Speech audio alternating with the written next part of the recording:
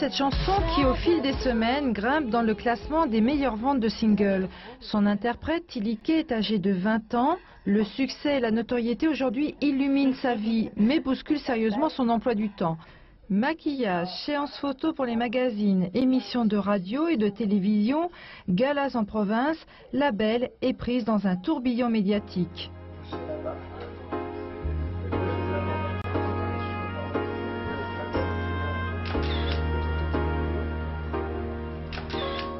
Si plusieurs personnes, à commencer par sa sœur Virginie, l'assistent en permanence, il n'en a pas toujours été ainsi lorsque Tilly s'appelait encore Laetitia et qu'elle vivait à Bastia.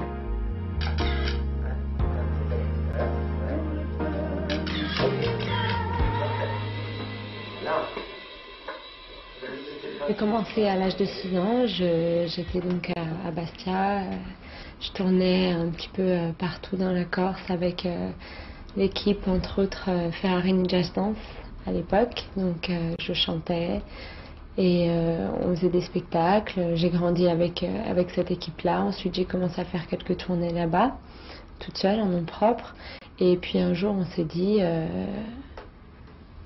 faut partir quoi, si on veut faire plus, si on veut aller un peu plus loin, faut partir sur le continent. Et commencèrent alors 7 années de galère et d'anonymat, durant lesquelles Tilly travailla comme choriste pour d'autres chanteurs ou groupes. Elle en profita aussi pour perfectionner sa voix et pour découvrir l'envers du showbiz. Il y a 2 ans, la jeune femme rencontre Carrie Cani, l'un des auteurs-compositeurs des Poetic Lovers. Entre eux, le courant passe si bien qu'il décide de lui écrire un titre, L'ombre et la lumière. Les influences de Tilly sont variées. Aretha Franklin, Stevie Wonder, mais aussi Lauryn Hill ou Tribal Jam sont des artistes qu'elle admire réellement. Elle s'en inspirera peut-être pour son album ou une scène. Un public qui est là et qui chante ses chansons, ça c'est merveilleux. Moi je verrais plutôt une grande scène avec une grande chorale derrière de gospel, et puis peut-être à un moment donné dans le spectacle un duo avec un groupe de padiers, les Corses, par exemple, quoi. Faire quelque chose de varié et...